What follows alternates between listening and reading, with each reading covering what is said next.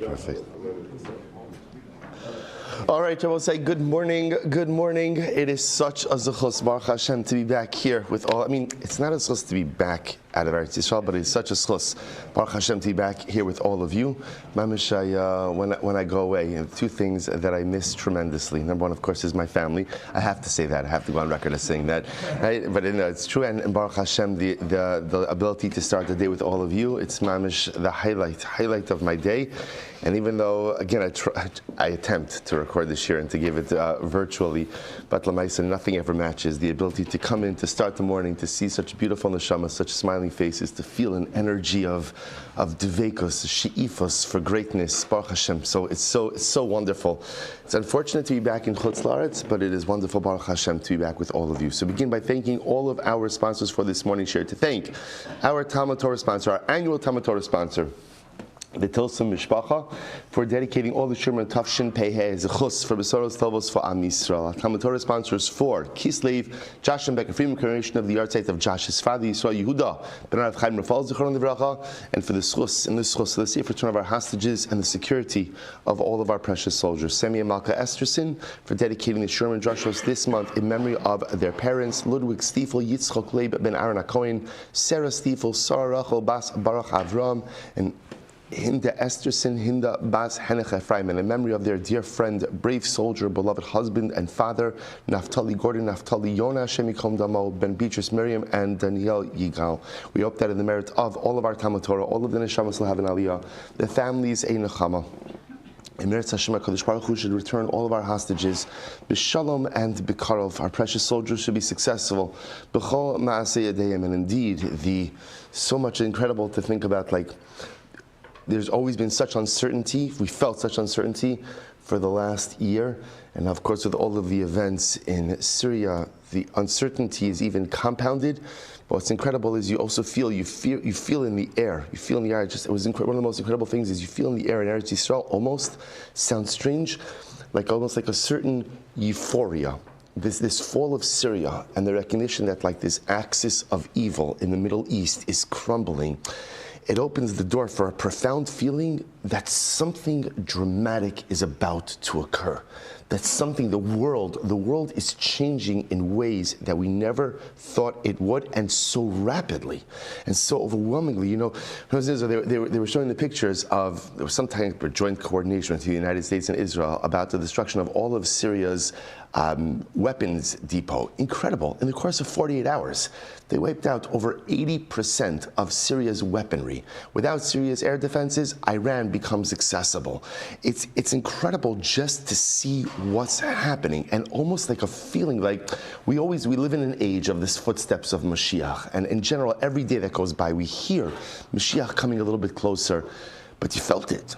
You felt it, to walk in and to feel like a confidence, as they say, like a ga'ava Yehudit, a Jewish, I don't know, it doesn't translate well as Jewish arrogance, right? But a little bit, it's okay. It's more than pride. It's a shtickle gaiva, a stolz, right? The Yiddish stolz. It's incredible, because the truth is we were so beaten down, and we were so hurt, and we were so battered and so bruised, and to be able to feel that, such a tremendous schos. So I'll say, let's begin. We have a lot to do. Meretz Hashem, it's hard to believe that our love affair with Basra is winding down. Not over, but we're gonna. Sometimes you can't just be a one Masechta man, right? Sometimes you have to play the field a little bit. So Meretz Hashem, we're gonna have to. It's hard for us to settle down. So we're gonna Meretz Hashem be able to. But it is incredible to see that Meretz Hashem, we don't even have a full week left in Basra. So I'll say, let's begin. Today's daf is Kuf Ayin Aleph, a really great Gemara today, really great Gemara. My Brisa. So we are picking up Kuf Ayin Aleph Amud Aleph. 171a, 246 lines down from the top. My brisa. So the Gemara says we quoted a brisa on Kuf Ayin Amud Beis. Remember again, I will say, just to reorient ourselves a little bit. In our Mishnah, we had a very interesting three-way machlokes. Well, I say Mishnah and Gemara, we had a three-way machlokes. What was our machlokes? Reuven lent Shimon $1,000. Shimon paid back $500. So now we have a problem. What's our problem?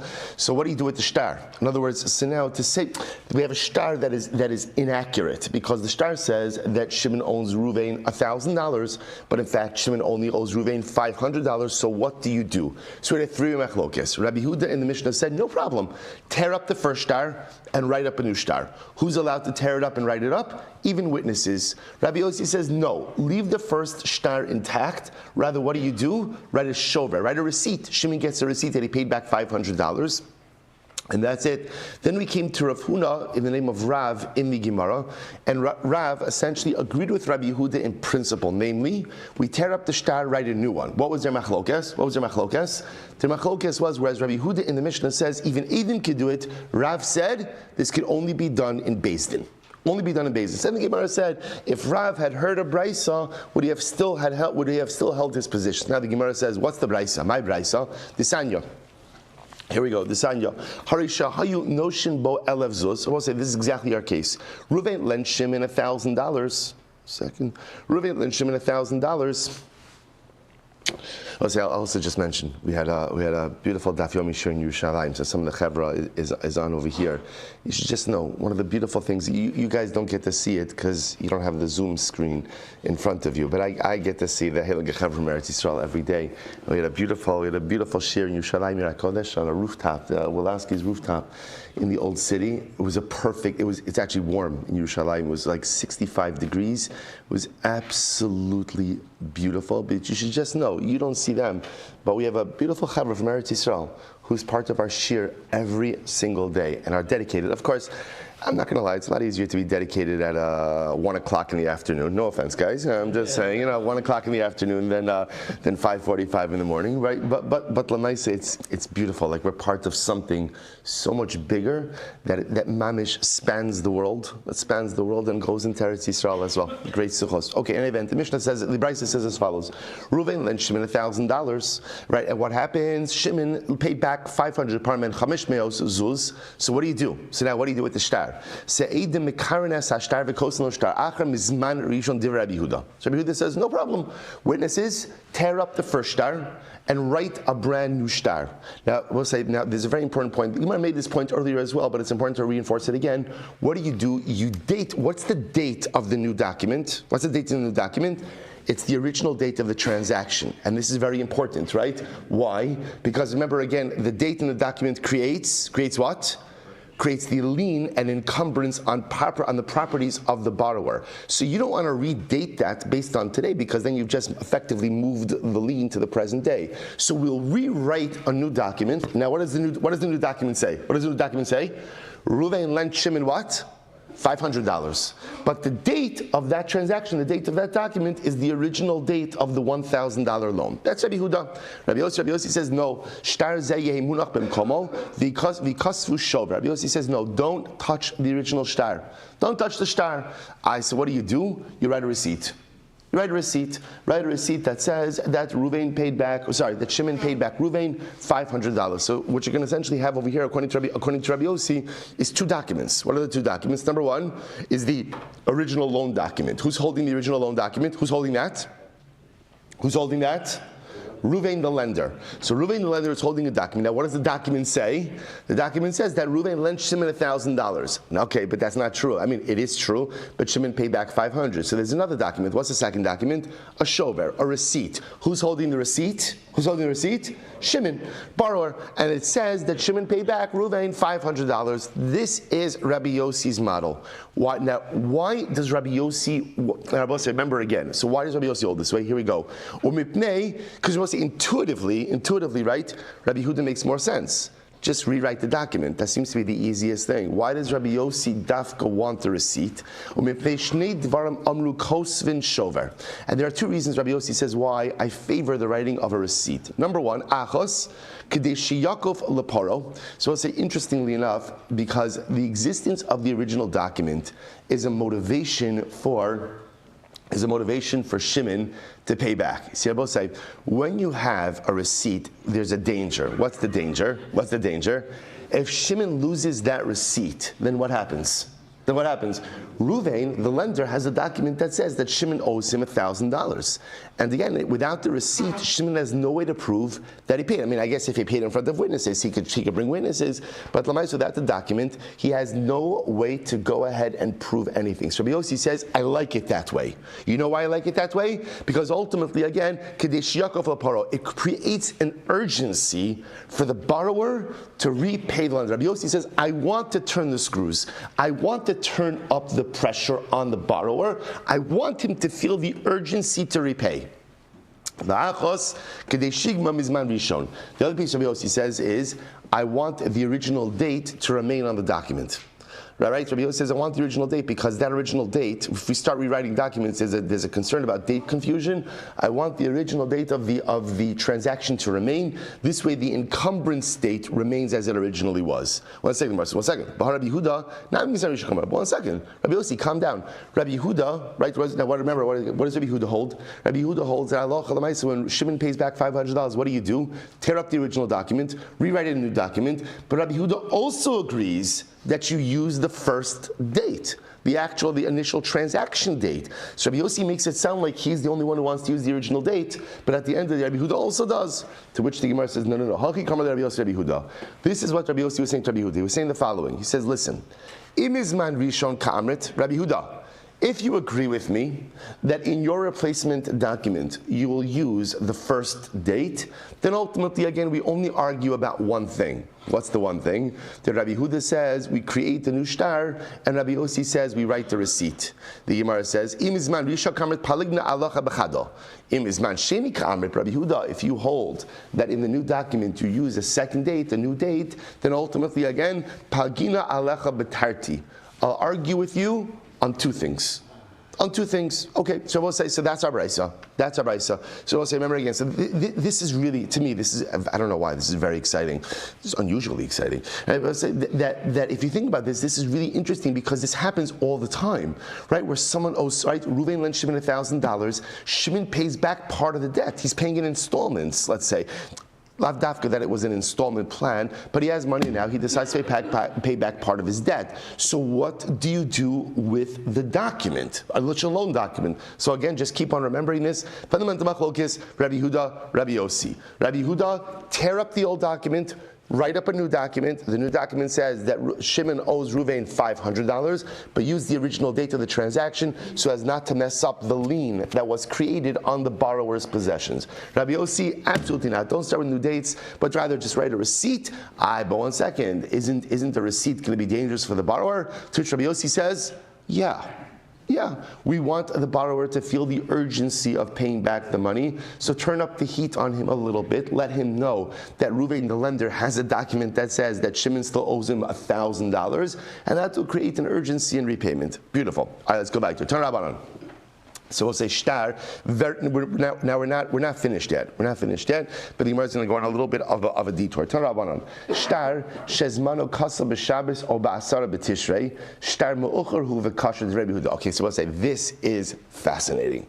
Let's say you have a document, right? And the document was dated not in accordance with the Jewish calendar, but rather with the secular calendar, right? Or some other secular dating system. And it turns out that when you look up, so I'll give you a good example of this, right? Next week, you find the shtar. Shtar says that Ruvain lent Shimon money on December 14th. Now, there's only one problem with having a date December 14th, and that's what? It's Shabbos. Or you find the document that says Ruvain lent Shimon money on, it was like, I think, October 2nd. What was the problem with that? October 2nd was Rosh Hashanah. So now you have a date. Ultimately, again, I think it was David. You check that out. I think it was right. Out of all the things he bothered buying this year, that's the piece. Right? So Lamaisa, again. The point is, somebody's using an alternative dating system, and when you look back at the date, it doesn't make sense. Because the date is a date in which a transaction would not have occurred. No one's lending money on Shabbos. People are talking about money on Shabbos. Different discussion, right? But no one's lending money on Shabbos, and no one's lending money on Rosh Hashanah. So now, so Shaila is, what do you do with a transaction like that? So Rabbi Yehuda says it's not a problem. How do we understand it? It's a shtar me'ocher. So Rabbi say this is very interesting. Shtar me'ocher means a post-dated document. So this is very exciting because now we're going to talk about two different types of documents: a post-dated document and a predated document. Now, as we're going to see, the whole issue with predated and postdated has to do with the creation of a lien on properties, right? Whenever you lend someone money, or for that matter, you sell property, there is an encumbrance that comes upon, if you're selling property, there's an encumbrance that comes upon the seller's property, right? I'm selling with achrayas. That's the assumption, right? Because we paskin achrayas tos sofer, that every real estate transaction comes with a guarantee. That's essentially how we paskin halacha l'maisa. Or when Reuven lends money to Shimon, so Shimon is guaranteeing the debt with his property. So what we're going to see is as follows. So halacha l'maisa, when does the encumbrance start from? So bepashtos, the encumbrance, the lien begins on the date mentioned in the shtar. Here's the problem. If you post-date a shtar, then that's fine, right? As long as both parties are okay with the post-dating, that's not a problem, because no one gets hurt in post-dating, right? In other words, if the lender is okay with post-dating it, that means his encumbrance is not starting until 10 days after he actually made the loan. That's his business if he wants to accept that. Purchasers, people who will be purchasing property, they're also not put at a disadvantage if the encumbrance only starts 10 days later, because hey, they're buying property without an encumbrance. So post-dated shtaros don't really pose a problem. Predated shtaros do. Because what's going to happen? Essentially, with a predated shtar, you're creating an encumbrance or a lien before the transaction. And that's problematic because you can't create a lien which predates the transaction. The lien or the encumbrance ultimately is a result of the transaction itself. So a predated shtar we're going to see is going to be puzzle. A post-dated shtar is going to be kosher. We're going to see, by the way, that this actually has certain contemporary halachic ramifications as well. Take a look at the Rashbam for just a moment. The Rashbam is the second of the intermediate wide lines. So,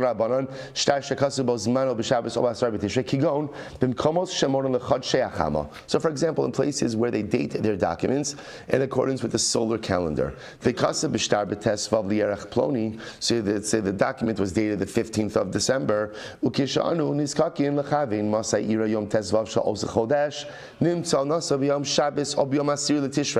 then when we check out, when we line up the secular date against the Hebrew date, it turns out that it was Shabbos, or it was Rosh Hashanah, Tani Yom Kippurim, or Yom Kippur. V'akol yodin shlo nechtav lo b'Shabbos o Kippurim, v'nimtza shlo nechtav ba'os yom hamochiach b'shtar, ela o muktam hu, o pasal, o mu'uchar v'kasher. So we'll say, so again, whenever you find a document, ultimately, again, that does not line up, the date that's used does not line up with a feasible date that this document could have actually been done, there's one of two possibilities. One of the two possibilities, either predated or postdated. So interestingly enough, Rabbi Yehuda says, I choose to understand that it's a postdated document and therefore it's kosher. Rabbi Yossi, posel. Rabbi Yossi says, no, it's puzzle. Why? Because apparently Rabbi Yossi assumes that it is a predated shtar, and therefore halacha l'maisa are going to be puzzle. So let's analyze this. So Rabbi Yehuda says, Rabbi Yossi, v'halo maisa b'lefanecha b'tzipar v'echsharta. So listen to this. So Rabbi Yehuda says, Rabbi Yossi, this case came up before you in Tzipori. There was a case like this. Reuven lent Shimon $1,000. The document said the 14th of December. They looked back and they saw the 14th of December was a Shabbos, and they could not. The transaction definitely did not happen on a Shabbos, and yet Rabbi Yossi paskin that the shtar was kosher, which obviously meant Rabbi Yossi understood it to be a shtar me'ocher, a post-dated document, and not a predated document. So the Gemara says, Amrlo kechsharti bazeh hechsharti.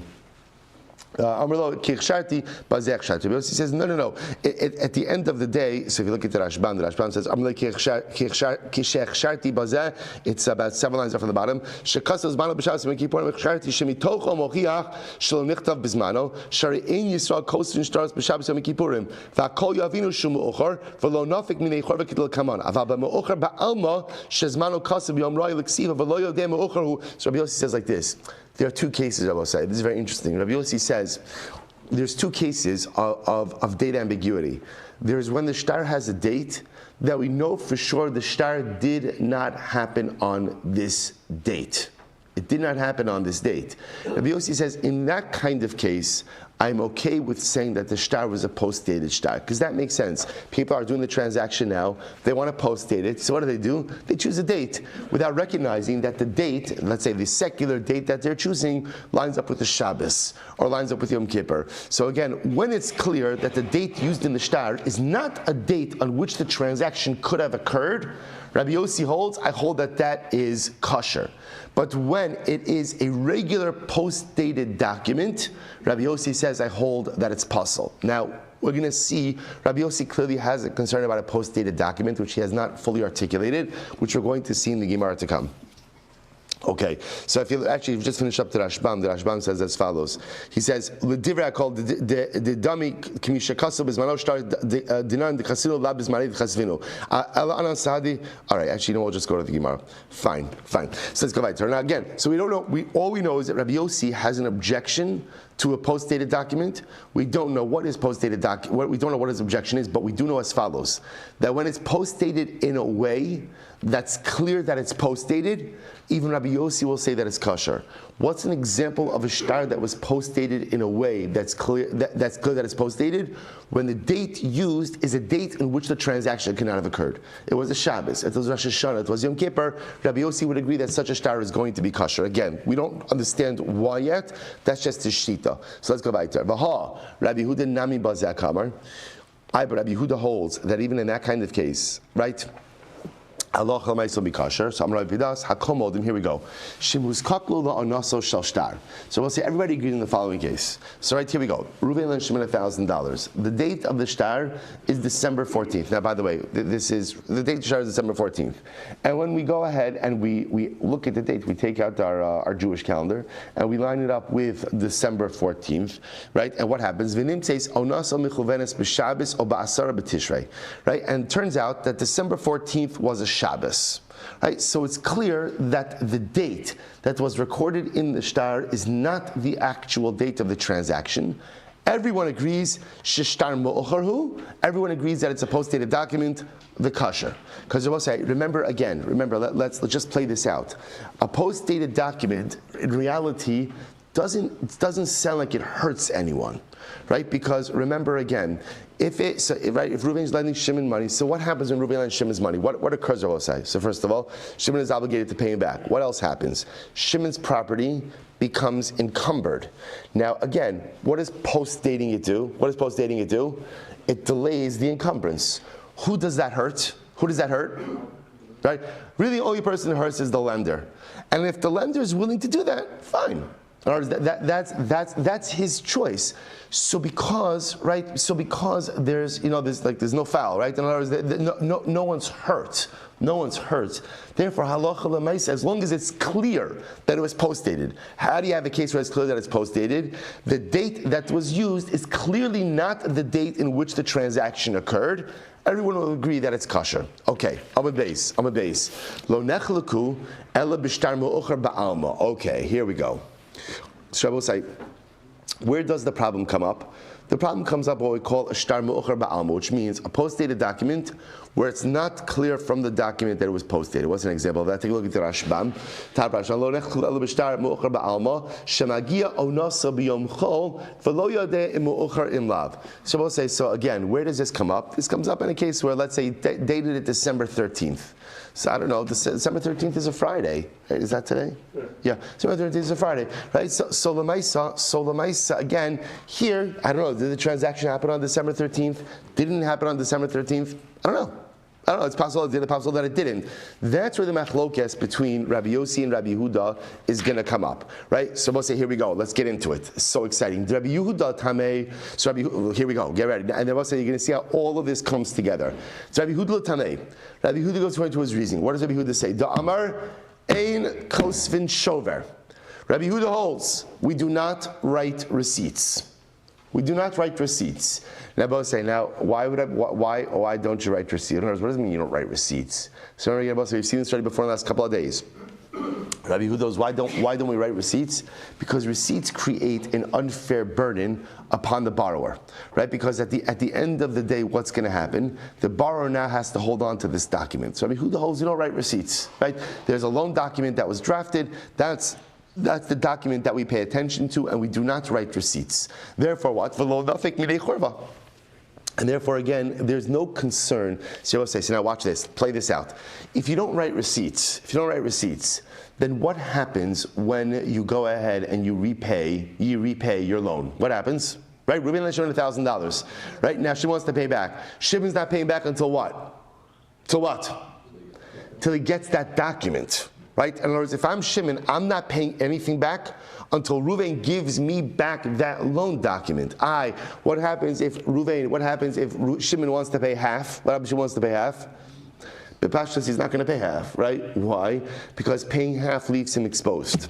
Because if he pays half, he's not getting a receipt. The document is still there, so it's not in Shimon's best interest to go ahead and pay half. So therefore, again, Rabbi Huda essentially says, there's no chicanery, right? Like in other words, there's no trickery over here, because at the end of the day, even if the document is post-dated, so what? What are we concerned about? We're not writing receipts, which means that if Reuven has the document, it means that Shimon hasn't paid him back, right? And therefore, again, at the end of the day, Reuven can't. There's nothing bad that could come out of all of this. Rabbi Yossi, here we go. Rabbi Yossi holds that no, kosin shover. Rabbi Yossi says no, we do write receipts. And no, this could be exploited. This could absolutely be exploited. I both say, get ready for this. Now, we don't yet know, so I don't understand what could be exploited and how could a shtar mu'ukhar be exploited. Just wait, because it is about to get crazy. So now what the Gemara is doing is, this is one of these, the Gemara employs different styles at different times. What the Gemara is doing over here is something that on one hand is very methodical, but a little bit mystifying. Meaning what? The Gemara is outlining the positions, telling us what everyone holds in their respective positions, but we don't understand why they hold their respective positions. So here's what I know, right?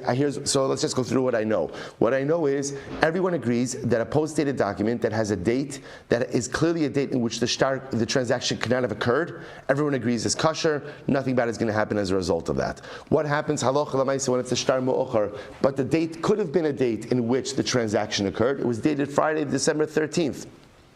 So what maybe could have happened today? So Rabbi Huda says it's not a problem. Why? Because we don't write receipts, therefore shtar mu'ukhar cannot cause a problem. Rabbi Yossi says we do write receipts, and therefore shtar mu'ukhar can cause a problem. Now again, I will say the connection between receipts and shtar mu'ukhar, the Gemara still has not explained. Hold on. Amar Avuna B'rei Rav Yeshua. So here we go. Afilu man da Amar Kosvin Shover. Even according to the opinion that says that we write a shover, that we write a receipt, Hani mili apalga. Furthermore, again, that's only a problem if you write receipts. If you write receipts on part of the loan, aval akula lo, ba'akule lo, but for the entire amount, no. V'lohi, the Gemara says that's not true. Afilu akule kasvinon. We write receipts even for the entire amount of repayment. Both says apparently in the world of receipts, there's a machlokes. Do you write receipts only for partial payment, or do you write receipts for entire payments? Okay, so that's apparently another machlokes. But the Gemara says, according to the opinion that says you write receipts, we even write receipts for the entire payment. Okay, hold on. Kihad Rav Yitzchak bar Yosef, Havamasik be Zuzei Rabbi Abba. Listen to this. Rabbi Yitzchak bar Yosef lent money to Rabbi Abba. Rabbi Chanina bar Papi. So they came before Rabbi Chanina bar Papi. Amar le havli zuzoi. So Rabbi Yitzchak bar Abba said to Rabbi Abba, give me my money. Give me my money. Amar le havli shtaroi v'shakol zuzach. So again, what happened? So Rabbi Abba was very smart. Rabbi Abba said, sure, I'll pay you. Give me the loan document. In other words, you give me the document, I'll give you payment. Because without the document, ultimately, again, the borrower is exposed. So Amalei, ishtarecha irkasli. That's interesting. So Rabbi Yitzchak said, I lost the shtar. Echtov l'cha tavra. But don't worry, I'll write for you a receipt. Amarle, Harav Ushmol Damitar Vayu in Kosvin Shover. So he said, 1 second. So Rabbi Yitzchak said back, Rabbi Abba said back, but there's Rav and Shmuel. And Rav and Shmuel both hold that we do not write receipts. We don't write receipts. So we'll say this is incredible. So Rabbi Yitzchak responded and he said, Amar man yohevle, first white line, man yohevle me'afrei de Rav u'Shmuel raminan ba'ainin. If only I would have of the dust in Rav and Shmuel to put in my eyes. That was saying, it's actually very beautiful. is actually very beautiful. That ultimately, again, so what was happening, what's going to happen over here? The idea of putting the dust that Rabbi Shmuel was obviously a sign of incredible kavod. Like, I'm not even the dust beneath the feet of Rabbi Shmuel. If I would only have some of their dust to put in my eyes, I could see with such incredible clarity. But, listen to this, Rabbi Yitzchak said, Rabbi Yochanan v'Harish Lakish, Da'amri tarvayu kosin shover. But as great as Rabbi Shmuel were, Rabbi Shmuel says you don't write a receipt, Rabbi Yochanan and Reish Lakish said you do write the receipt. So Rabbi Yitzchak was counting about Rabbi Abba. I will say there's a tremendous Musar Hask in this. What was Rabbi Yitzchak doing? See, Rabbi Abba quoted Rav and Shmuel that we don't write a receipt. Rabbi Yitzchak held differently. He held like Rabbi Yochanan and Reish Lakish, who said you do write a receipt. But what did Rabbi Yitzchak do before he disagreed with the positions of Rav and Shmuel? What did he do? He built them up. In other words, he respected them. He respected them. I will say it is such a profound insight into the mechanism of disagreement. It's a disagreement with dignity. It's the ability to hold opposing views without diminishing the person who you're disagreeing with. Right? So I think we'd all agree that one of the greatest things that we have lost as a contemporary society is the ability to disagree agreeably or to disagree with dignity. Humanity has always had different opinions, and that's beautiful. I will say one of the most beautiful things, Gemara, right? We learn Gemara every single day, and what is Gemara? I will say, can you imagine Gemara without disagreement? What would Gemara without disagreement be? I mean, like Kitzur Shulchan Aruch, like that's whatever, whatever. It'll take us 3 minutes. You did Kitzur Shulchan Aruch, and that's Kitzur Shulchan Aruch, right? It's interesting. Again, I will say, all of us love learning Kitzur Shulchan Aruch. I mean, it's fantastic, but you have to admit, the geschmack that you get from Gemara, you cannot replicate. You absolutely cannot replicate. And what's the excitement of it? The excitement of it is to see a variety of different opinions, but yet everyone lives on the same daf. Everyone lives on the same space. Everyone occupies the same Dalet Amas, the same Blat Gemara. Because one of the most important things in Yiddishkeit is the ability to disagree with dignity. And here, it's incredible. Rabbi Yitzchak, by the way, this is money. Things tend to get heated around money. Rabbi Yitzchak is disagreeing with his borrower, with Rabbi Abba, right? And Rabbi Yitzchak is saying, I want to write you a receipt. And Rabbi Abba says, no, Rabbi Shmuel says you can't write a receipt. So again, when sometimes you disagree with someone, there's such a Yetzer Hara to attack their principles. Rabbi Shmuel, who Rabbi Shmuel? I got Rabbi Yochanan and Shlakish. So what Rabbi Yitzchak does, no, Rabbi Shmuel, such Gedolei Hadar. If only I could put the dust of their feet in my eyes, how great life would be. But Rabbi Yochanan and Shlakish hold differently. I'll say that's how you disagree. That's how a Yid disagrees, with dignity, with kavod, with a recognition that the other person is entitled to their point of view, even if they are absolutely wrong. Right? But Lamaisa always with a dignity. Incredible.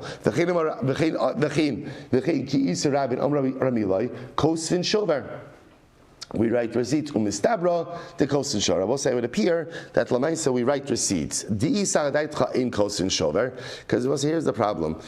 If you don't write receipts, then avad daro shalzeh yochal halav v'chadi. So I'll say here's the issue, right? Imagine if you don't write the receipt. So I don't understand. So if we don't write a receipt, then halacha l'maisa again. So what should happen? So the lender should go ahead and lose the loan document, and that means the borrower never has to repay anything. So the Gemara says, 1 second. Maskif l'Abaye ve'elamai kosvin shover va'avid. Sorry, just the opposite. That if the borrower goes ahead, if the borrower goes ahead and loses his shover, so that's it. The lender should be able to recollect again. So the Gemara says, Maskif l'Abaye. But 1 second. Ve'elamai kosvin shover. So now you think we should write a receipt. Avad shovro shalzeh yochal halav achadi. I will say, but that argument cuts both ways. Because what happens if you do write a receipt? If you do write a receipt, then what happens? What happens? I will say. What happens if the borrower loses his receipt? What happens then?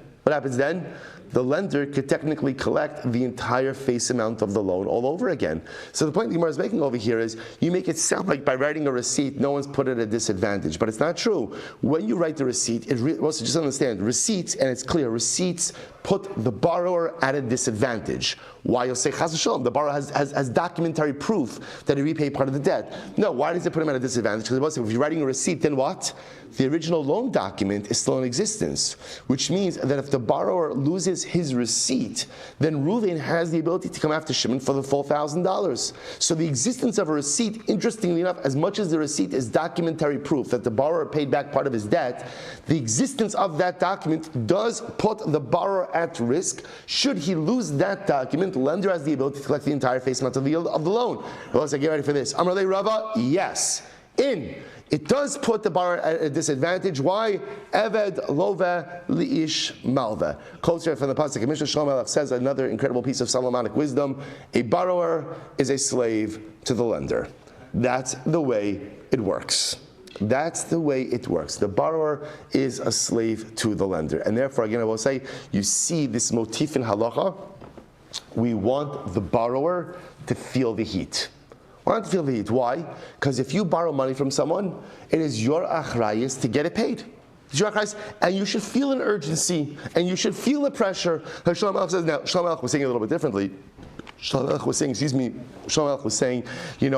Lova Li'ish Malva means that literally when you borrow money from someone, you absolutely are beholden to them. That's literally what Shlomo Melech was saying. But on a deeper level, what Shlomo Melech was also saying was that we want the borrower to feel an urgency. We want the borrower to feel a pressure. We want him to feel a pressure. And we want him to go ahead and ultimately feel compelled that he's got to pay this back no matter what. So we're going to write a receipt. But 1 second. When he has a receipt, Nebuch, the borrower has to be careful not to lose it. Yeah, that's called being an adult. Be careful not to lose your stuff. Be careful not to lose your stuff. And if you do lose your stuff, suffer the repercussions. That's it. So I'll say such profound Musar Haskell in this also. It should say, part of the beauty also about halacha, and this is very important, halacha is not a system that is designed to make people feel good, right? This is not DEI. This is halacha is a system. Halacha is a system that is designed for the proper functioning of society. And in any society, what do you have? You have haves and you have nots. Right? You have people who have more, people who have less. And the people who have less are going to need the people who have more. And that's incredible. And the people who have more have a moral and legal obligation to help the people who have less. But the people who have less and have taken from the people who have more have to feel an urgency to come through on their commitments. But once they're going to make him feel bad, he's going to lose his stuff. That's not the goal here, right? The goal is to create a functional society. Think about this, especially in the Jewish loan market. Remember, in the Jewish loan market in general, not going to say you're operating at a disadvantage because Chas V'Shalom, the Rebbeinu Shalom created it this way, but you're not charging interest. Right? You're not charging ribbis. It's an isra ribbis. Leaving aside a heter iska, you're not charging ribbis. So if you're not charging ribbis, the least that the borrower could do is ensure that the lender is going to get paid back in a timely fashion. And so if the borrower feels a greater urgency to do it, halacha says, yeah, that's what we want. That's what we want. We want the urgency to be there. It's not necessarily, there are times when it is about making people feel good, but in general, in a legal system, the idea is creating a functional society where everybody is there for each other and everybody is honoring their commitments. In order to do that, sometimes people have to feel the pressure to come through on their obligations. We want the borrower to feel an obligation to come through to the lender. I will say, just b'derech hashkafa also, if you think about it, this is so profound, because who's the greatest borrower in this world? Who's the greatest borrower? Each and every one of us. Every day I wake up and I have borrowed another everything I have is on loan from the Ribono Shel Olam. I open my eyes and I have eyesight, and Baruch Hashem, my legs work and my arms work and my heart is pumping and all of these things. These aren't mine. I don't own these things. It's not like I did something to somehow acquire all of these gifts from HaKadosh Baruch Hu. They are on loan from the Ribono Shel Olam. And says the Gemara, says Shlomo Melech, what is the relationship between a borrower and a lender? Shlomo Melech says it's very simple. A borrower is a slave to the lender, because the borrower owes everything to the lender. Without the lender, right? Without the lender, I wouldn't have my house, right? And without the lender, without a Kadosh Baruch Hu, the lender, I would not have my life. And I will say it is such an important hashkafic nuance for us to consider when we go through. Everything we have is on loan. Everything we have is on loan. And just like in any loan situation, there are going to be stipulations about how you use the borrowed money. Everything we have is on loan from HaKadosh Baruch Hu. And the Rebbeinu says, I'm happy to loan it to you. Use it wisely. Use it responsibly. Don't make foolish investments with the gifts I have given you. Because they will say one day the loan gets called. The loan gets called. After 120, the loan gets called. But the difference with this loan is that when I come before the Beis Din Shalom Allah, I have to give an accounting about how the loan was used over 120 years. That's my avoda. How did you use my investment account? The Rebbe Shalom is interested on one thing. What's the ROI? Right? What's my return on investment? I lent you, I gave you all of this stuff. I gave you all of these abilities. Show me what I got for it. And as long as we could demonstrate a proper spiritual ROI, then that is a life well lived. But understand, everything we have is on loan, and the lender is always the borrower is always meshubad, is a slave mamish to the lender. Let's go back to Tanan Hasam. So we'll say back to Shtar Mukdam Mu'uchar. Incredible. So Tanan Hasam, Shtari Chov HaMukdam and Psulin. So we'll say, remember again, I know you're wondering that, once again, we never explained the positions of Rabbi Yehuda and Rabbi Yossi by Shtar Mukdam earlier. No, you're not wondering that. That was like 7 minutes ago. That's like 10 years in Daf Yomi world, right? We've been there. But we are coming back to this. What happened to the respective shittas by Shtar Mukdam? So here we go. Shtar Hasam, Shtari Chov HaMukdam and Psulin. So we'll say if you predate loan documents, it's possible. We explain this. Why? Because remember again, if you predate, then what are you doing? You're backing up the encumbrance date early in the transaction. That's illegal. But post-dated documents are kosher. Here we go. So when do we say that predated documents are possible, post-dated documents are kosher? That's only by loan documents. By, we'll say, sale documents, so if you're selling something, not loaning money, I'm selling something, even post-dated documents are problematic. My time, what's the reason for this? Zimnin de mezabin le Arab benisan. Watch this. Well, so here's the concern. Here we go. Now we're getting into the kishkas of this. What's going to happen? I'm selling Reuven a piece of land in Nisan, but we post-date it. And what do I put on it? I'm selling you the land in Tishrei. So now it's Nisan.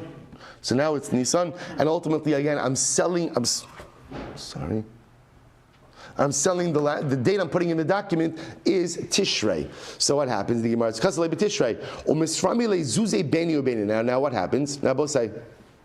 Now, in between, what ends up happening is I run into somebody, or I should say, I'm sorry.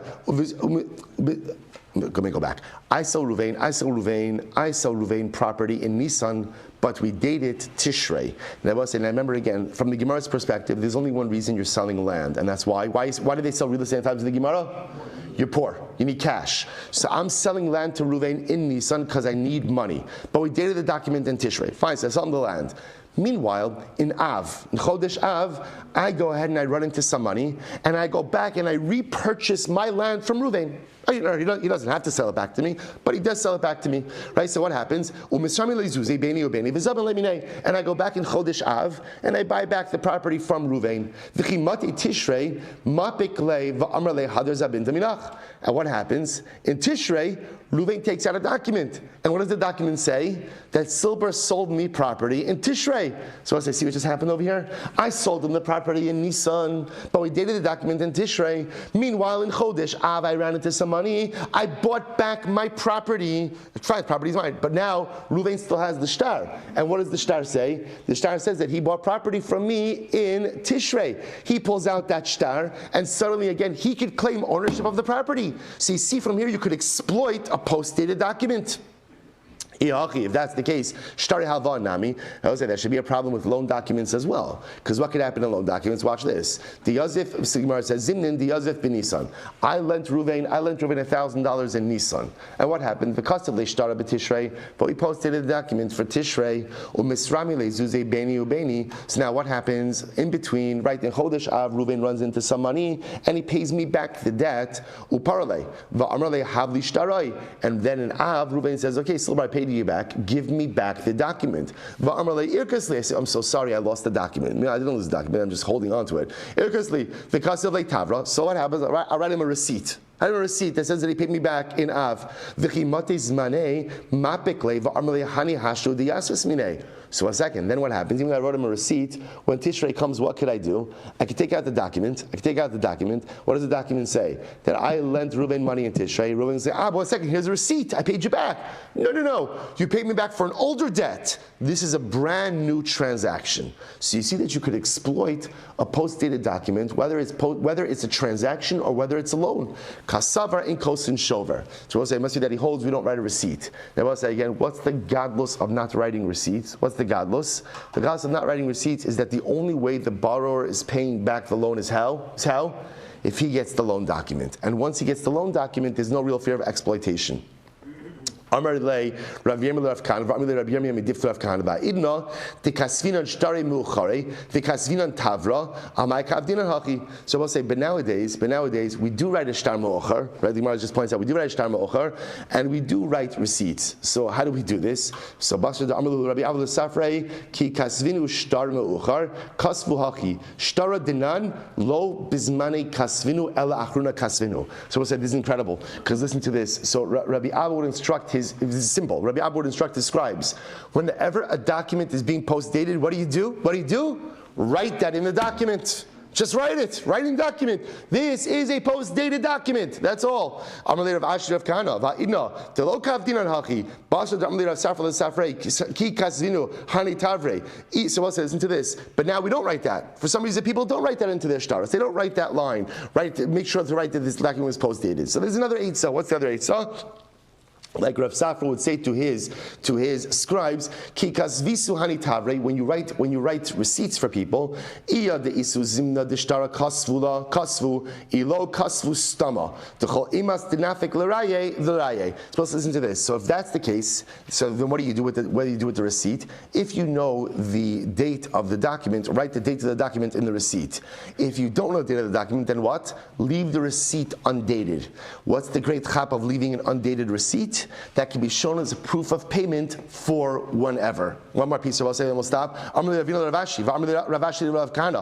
Kuf Chayin Beis. Vaha idna delo ka'av dinan hachi. But even contemporarily, so we'll say, so what happens? We don't end up writing in the document that this is a post-dated document, and we don't leave the date off. We don't leave the date off the receipts so that it can be used whenever. So the Gemara says, so delo ka'av dinan hachi. Amrli Rabbanan takune takine man da'avid man delo. So essentially, the Gemara says, but we don't avail ourselves of these opportunities now. So what should we do about a shtar me'ocher? The Gemara says, listen, the system could help you to a certain point, but you also have to help yourself. If you take advantage of the opportunities or the remedies offered by Chazal, shkoyach. If you don't take advantage of those opportunities, we are not here to baby you. We are not here to do the work for you. We're giving you the possibilities. Write in the document that it's a post-dated document. Leave the date off the receipt. Do what you need to do to protect yourself. If you don't do that, then you leave yourself open to exploitation. That's not the system's fault, but instead that is going to be user error. We'll stop over for today. Shkoyach. All right, Chavra Zoom, have a great day, everyone, and a good Shabbos. Good Shabbos. Reb Jerry was a great schos to be sitting in that spot. Mamish. Meretz Hashem the Karos again. Chavra, wonderful to learn with everyone there. Good Shabbos.